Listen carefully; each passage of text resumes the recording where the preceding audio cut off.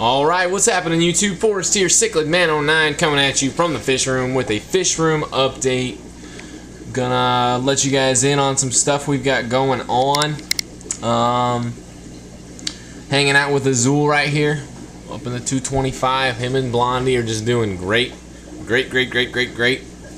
Loving themselves some North Fin and whatnot. Okay. Down in the 75 right here, we actually have Mongo. Some of you know that I had posted him for sale. Some of you may not know. Well, Mongo is sold, and he's kind of in isolation right now, doing very frequent water changes on this guy. We're in a fasting phase right now, and next week we're going to be sending him out to an awesome YouTuber. You guys will figure that out when it happens, but you know, he's down there in somewhat of an isolation. I'm actually going to turn off his light because I just kind of want him chilling for the next little bit. Keep the stress down. Hulk up there is rocking the 135. Absolutely loving it. Back to our Rio Mags. Give you guys a little spin. Now in the 150, we've got my male Magnum X Umbi. Magnum PI. I put him in here. He's all by himself. Kind of just wanted to see how he would react to, you know, being a big body of water all by himself. He seems to be exploring quite a bit and spending a lot of time out in the open, so it's something I'm definitely optimistic for. In the 75, which I haven't taken the divider out yet, we've got Megatron in there. All I gotta do is just take out the divider and he'll have that 75. Now in the 29, we have that Dovi Fry. I need to do a gravel vac on this tank, but our Dovi Fry's in here. Loving life. Now today, I did a little bit of messy work. I made a mess, was doing some stuffs, and you know, figured it was about time to show you guys, considering we did it today and it's done. Check out our girl, Blondie, right there, just all sorts of colors up. She's looking good, looking great, loving life. Okay, so winterizing my fish room is something that I've been trying to work on in my brain. Something that I've wanted to do. Two things I've really wanted to do is insulate the tanks in terms of the non-viewing panels, and also, you know, get better fitting lids, or lids period. And you know, I was running through my options, and it was either cut glass, and then I had a really cool idea, instead of using glass, to just use styro. Much cheaper option, much more inexpensive, a lot easier to cut to size. Glass is, you know, glass is easy to cut, but it's not necessarily fun to cut. A little bit dangerous and whatnot. But couple reasons why the styro is going to work great. One, cost, very inexpensive in comparison to glass. A 4x2 sheet of 3/4 inch at my Home Depot was like $269, so you know, a 4x2 sheet of glass is not going to cost that much.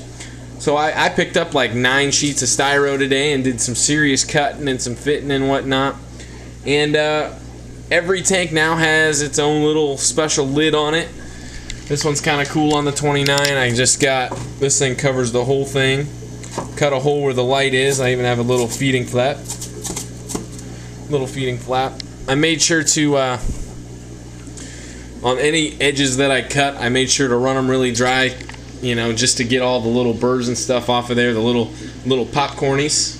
Make sure they're not ending up in the aquarium, and of course a little bit here and there is going to end up in the tanks, but you know, I'm not too super worried about it. And you know, water changes and whatnot will take care of it.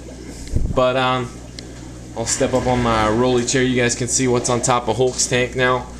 With the tanks like this, what I did is I basically cut to size, you know, in the gap that I needed it, and then I just cut a hole for the light. Same on the other side. Cut to size, and then I slot it out where the light's gonna go. So basically all I've got to do, you know, this whole thing will just come off. Simple as that, and I've just got a piece of wood, because it's not exactly, you know, heavy. It's styrofoam. So I've got some 2x4s just weighing that down. Doing some spins. Whoa! So then we'll go over to the, as I fall on my ass, go over to the 150. Same principle on the 150 in terms of the whole cutting out the notch for the light. That covers that whole area. There was a hole there. That covers that whole area. Also got a, 2x4 on each section. To feed, all I got to do is slide that out, slide it back in, piece of cake. And I actually found that if I took a lighter to it, to the edge, it actually charred it a little bit and created somewhat of a, almost like a seal. So I wasn't, if you play with it enough, usually you're going to get some burrs and whatnot and some popcornies coming off. And, just kind of running a lighter along the edge, a little flame, seemed to make a little seal on it, which is pretty cool. And then with the leftover that I had, because I had quite a bit, not necessarily leftover because I had planned to do with it anyways, I kind of, you can see the back panel on this 75, which is right next to a window. This one was really important for me to insulate the back, because where heat is lost, guys, is through evaporation and through the sides of our tanks. It's something we don't really think about in terms of, losing heat through the actual sides of our tanks. And glass tanks, in comparison to acrylic tanks like this, the acrylic 225 has a much better insulative quality. So insulation wise, the acrylic is a much better material over glass, so it's going to hold heat better, basically. That's what I'm trying to say. And the same thing, the 150s, also acrylic, so it'll hold heat a little better. So on the long panels, and as well as I got little pieces on the side there because I kind of ran low on material, pieces on the side there, and as well as the back of that 75, I have 3/4 inch styro running around it. So my thinking is this is going to hopefully help me cut costs in terms of running costs. Goes right along the lines of running an air system. Heat loss through evaporation and through the sides of the tank are where the heat is lost, basically. I'm not going to cover the front of the tank, of course, but to cover up those non-viewing panels with insulation is only going to help. And, it's very inexpensive. So anybody out there who maybe during wintertime your house does get a little cooler, which mine does, what that does is that makes your heaters have to work harder. And if your tanks are somewhat insulated, and that's another positive to using the styro over glass for my lids, because the cheap glass that you would get to cut at Home Depot, I think is like 3/32 of an inch. You can go up to 1/4 inch. I've got a buddy who owns a glass shop and whatnot, and I could figure it out that way. But going with the styrofoam instead, also insulative quality. I'm going for insulating the tanks, and this is something that's going to remain consistent, through the summer months as well as the winter months, because it's going to cut down on heat loss. It's going to cut down on humidity in my fish room. Because evaporation, of course, you're heating the tanks to 80 degrees. The room is at 73, and of course that's going to create humidity issues. But if you can keep the tanks somewhat sealed, and you can't seal them perfectly, it's not usually going to happen. But if you can seal them as good as possible, cutting down on that kind of stuff is going to be a huge saver in the end, in terms of running costs. And that's basically where I'm at, where I'm enjoying where I'm at in my hobby, and now I'm just trying to improve on what I have. And me doing something like this and showing you guys, anybody out there who has a freaking knife and can get some styrofoam can do these and make these DIY lids. I even painted them. This isn't the normal color. I used some Krylon Fusion on it, the spray paint.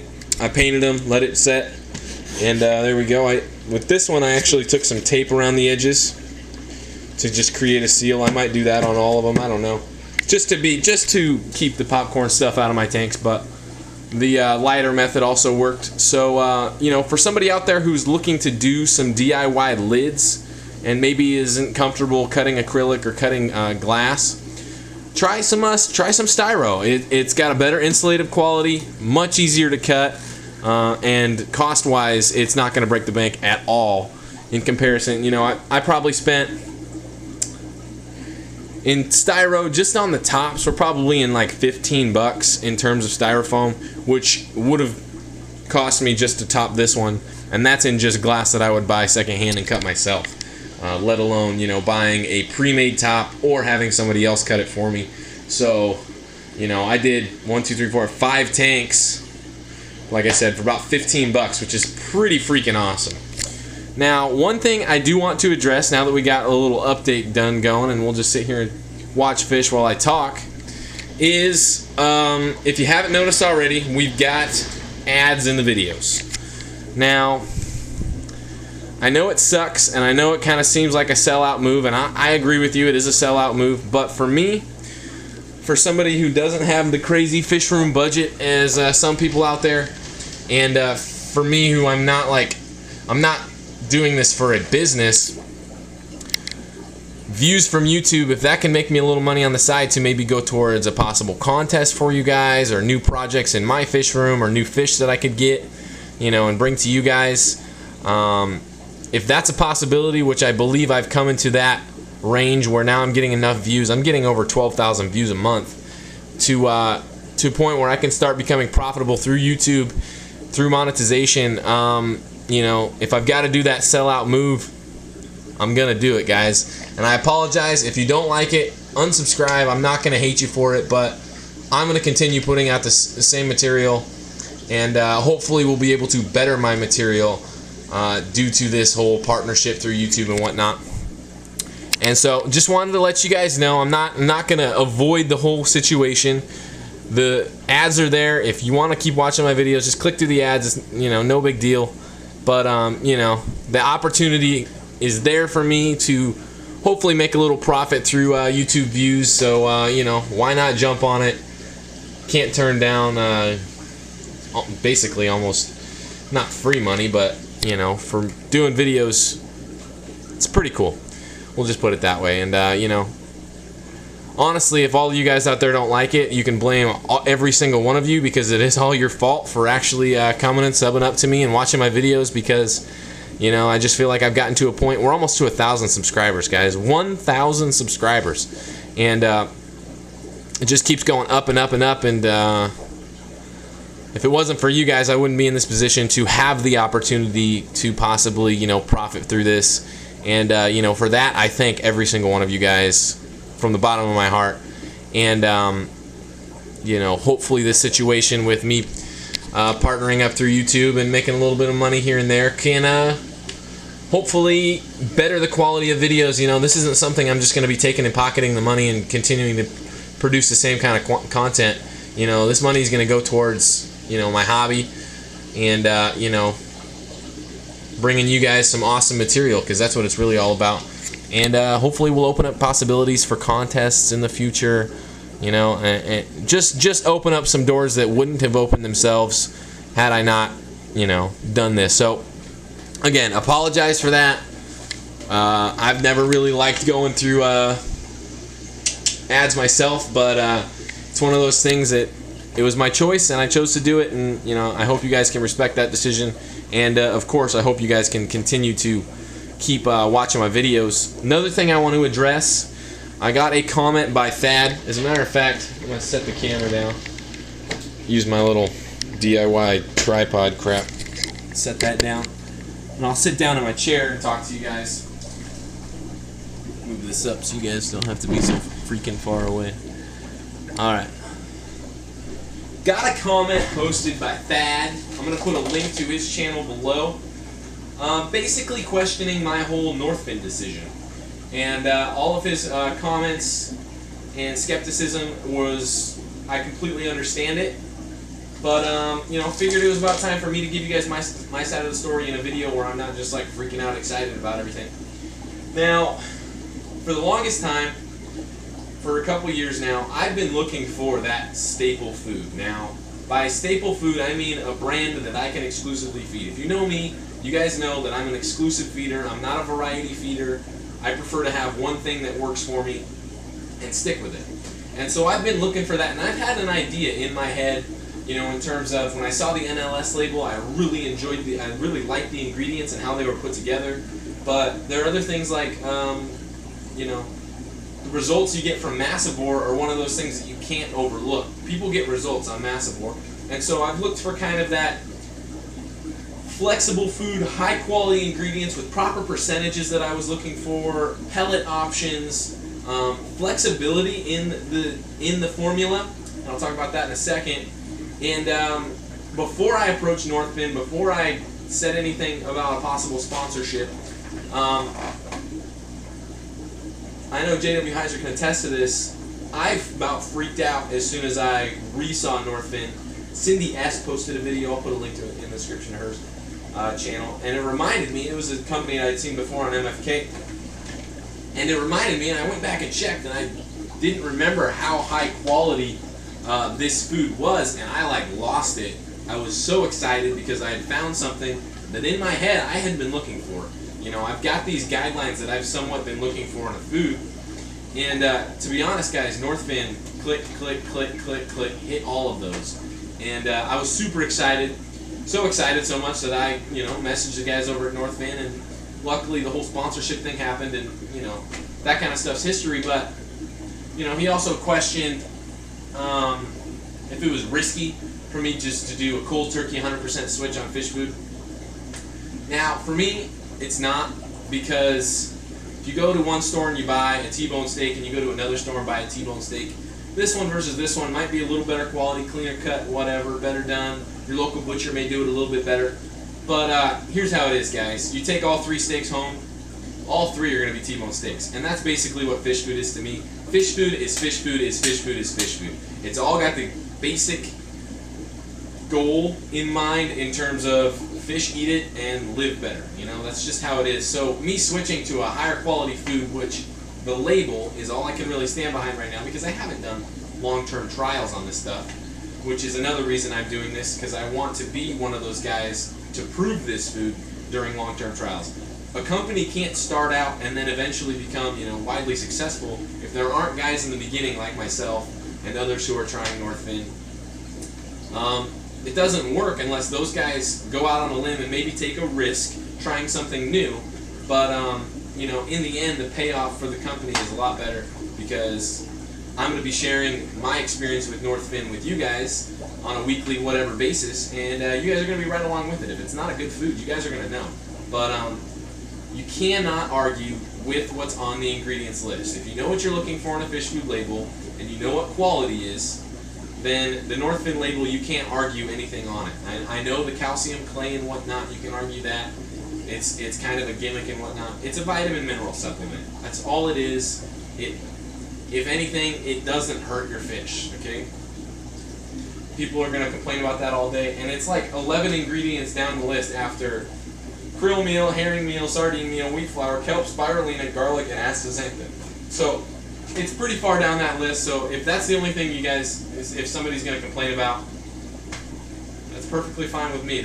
I've seen plenty of people complain about foods extremely extensively about those first few ingredients, and you can't argue the first few ingredients on Northfin. And like I said, the flexibility in the formula, there is flexibility. The veggie formula, which I have behind the camera over there, actually starts with kelp. The kelp wafers, which I've actually been using for these guys as kind of a medium food with 33% protein, kind of just a maintenance food. I'm not expecting anything crazy from it. Also starts with kelp. So there's flexibility in the formula. They didn't just find something and stick 100% with it and, you know, be extremely diligent and all that kind of stuff. And, you know, I really like that out of a company. To me, you know, if you find something that works and you're able to tweak it, and you're looking at stuff like that, that's where you can take things to the next level. And I hope to be able to present you guys with an awesome food. And I'm going to be the first guy to say out there is 0 perfect foods out there. Northfin is not the holy grail of foods. Nobody cares about that. But my thing is presenting you guys with a food that, if you watch my videos and go buy it, you're not going to get let down in terms of any subject about the food.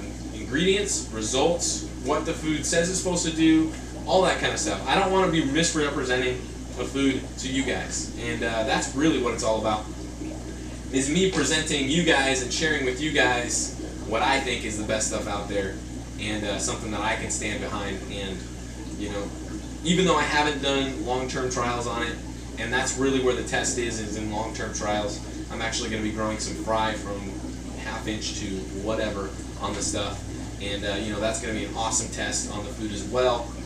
But, you know, if it wasn't for guys like me doing those in the beginning doing those trials, then 10 years down the road, nobody's going to know about this stuff because nobody tried it out. I'm hoping to be one of those guys initially that's trying it out, putting it out there on YouTube, no holds barred, and sharing my experience. So in 10 years, if Northfin's legit, and my videos may show that a little bit, hopefully they're where they need to be.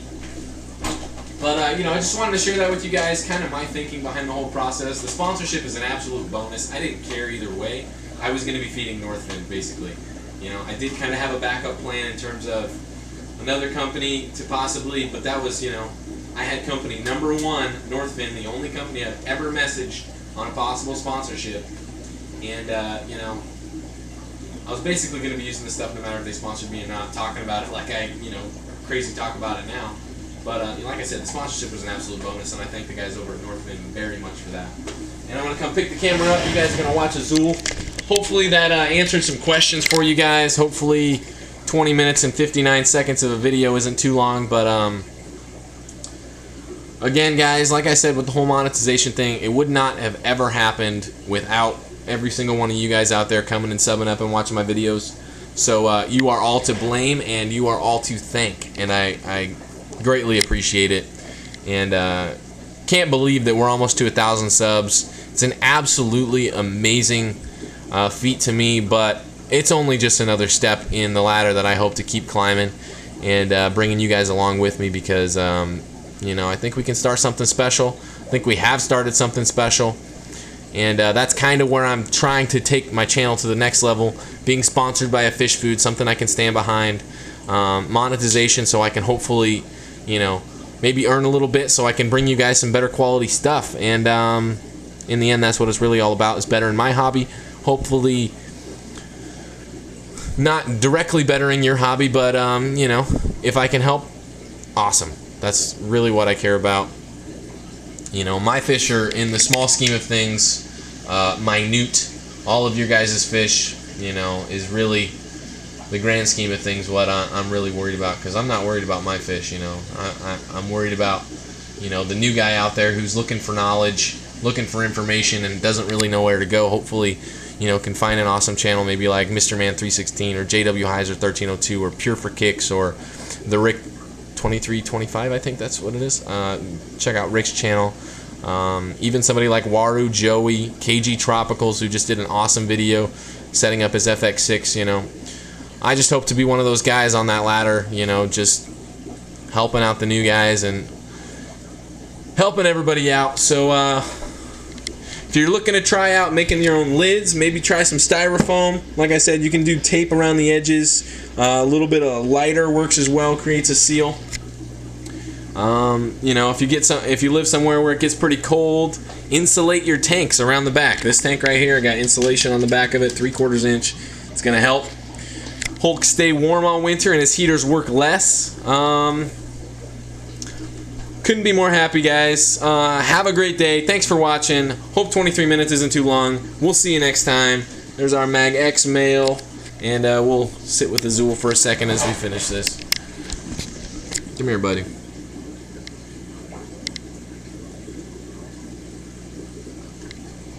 Peace out, guys.